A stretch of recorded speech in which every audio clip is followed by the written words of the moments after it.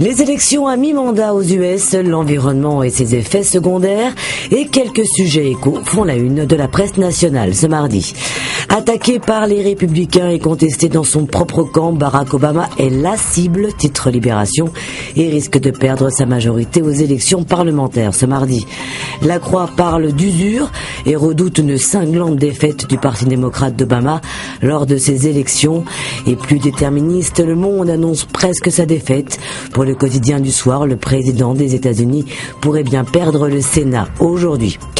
Si le Figaro ce matin se contente de se poser la question sur la défaite ou pas d'Obama, le quotidien n'hésite pas à avancer que Royal, elle, est prête à reculer sur le dossier Stevens.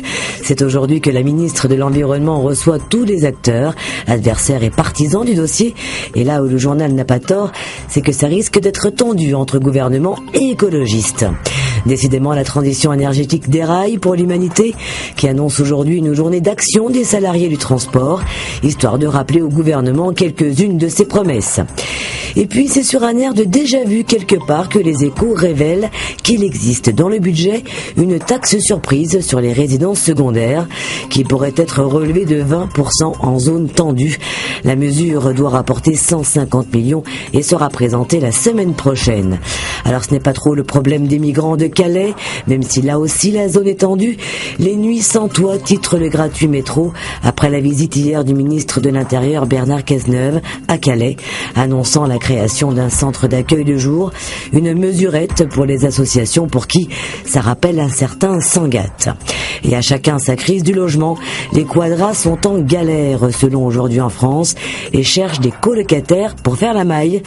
Chômage, séparation, petit budget, les raisons sont nombreuses et les demandes explosent sur les sites spécialisés.